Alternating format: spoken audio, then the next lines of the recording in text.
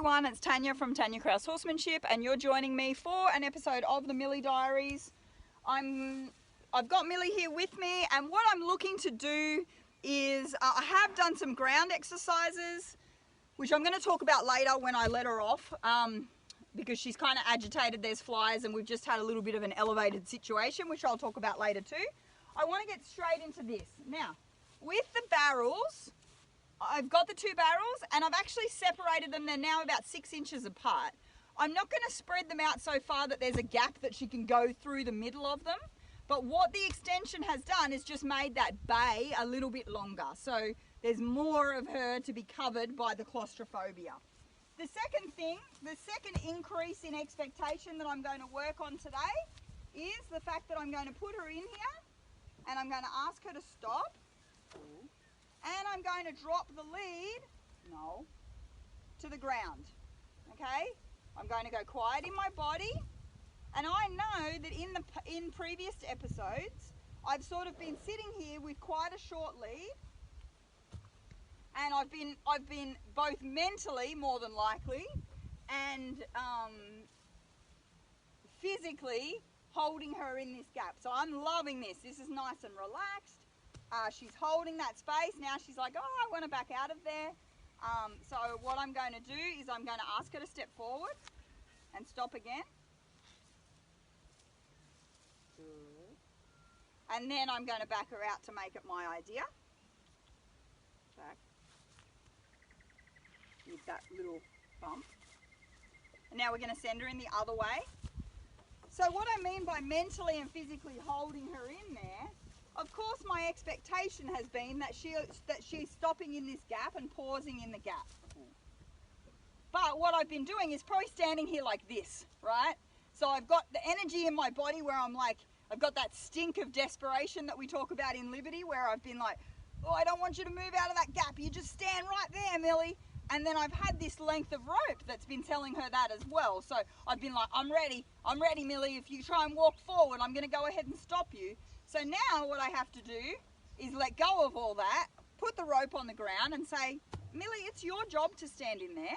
I want you to stand in there until I ask you to do otherwise. I love the relaxation. If you've I know that she's swatting at flies, but I like that she's very engaged in there. She's sort of looking around. She's looking at me and saying, hey, I know what you're after. Okay, head down generally means that she's thinking about moving her feet. Now I'm going to back her. I love that that barrel is touching her on her barrel. Good girl. Good job. Now I'm going to quit there and I'll come to the camera and explain why. Very nice. So in terms of escalating the expectations in that session, we've separated the barrels, so we've put the barrels a little bit further apart, so we've lengthened the bay. The second thing that we've done is I've started to drop that rope on the ground and I'm basically saying to her, it is your responsibility to stand in that gap, Millie. It is not my responsibility, it's your responsibility. So I know it's session probably 9. I wouldn't be waiting too far longer than session 9, 7 to 9 to start putting that expectation in, because I want to say to her, hey, it's not my job to hold you in here, it's your job to hold yourself in here. And if you get to like session 20 or something like that, then once you do leave them in the trailer, you're going to have a situation on your hands where they're like, well, you've always held me in here, I don't need to stand in here. So it's kind of a test to see that they are comfortable, but it's also showing them that elevated expectation of like, hey, it's your job to stand in there. And you could see on her face that she was sort of like, I know what you're wanting me to do, but should I move? Okay, you've given me the length of rope. Now, the reason I quit the session so rapidly is because I actually started filming this session previously and I did some work in the barrels and I started to chat to you guys about doing some ground skills. So what I did was I caught the horse, I brushed the horse, then I turned the video on, then I did some basic ground skills where I basically said, we need to keep refreshing the ground skills and making sure that the we need to keep refreshing the ground skills and making sure that the horse is still at a practice level with the ground skills, because just using the ground skills in the barrels is not enough, especially with a young horse. So with a young horse, you probably want to be catching it, doing some ground skills separate from the barrels, and then putting them in the barrels, because you don't want that, you know, staying in the halter and the backup to only be relative to the barrels. You want it to be applicable wherever. Now, the other thing that we want to do is make sure that we, so I did that, sorry. So I did the ground skills, and then I started working on the barrels.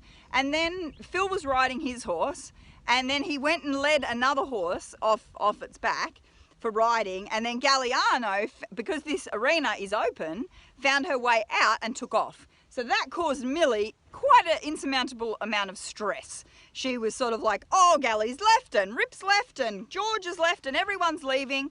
So I ended up getting it quite good in terms of the barrels, because we were almost finished, but I'd kind of taken this, like, I'd changed 3 things in the barrel exercises. So I separated the barrels, I did the lead on the ground, and then I changed my body position, which I don't want to do now. It didn't kind of work. And then we had the stress, and so I was like, oh, screw it, I'm just going to give up. And anyway, I ended up turning off the camera, and then I filmed a separation anxiety segment, which obviously you guys will see in the anxiety course that we've got coming up. The online anxiety course, it was a great opportunity to film for that. So I did that instead, and then we got her calm through that, or I got her calm through that, and then I was able to shoot this take. So the reason it's so short is because she'd actually spent time doing the barrel work and stuff, and it was good, don't get me wrong. It wasn't like the stress sort of happened right at the end of it, but it kind of caused her to kind of turn and bump and whatever. So anyway, it was all fine, and as you can see, she was actually really cool, and that's why I quit her straight away, because I liked that. It was really nice. Thanks for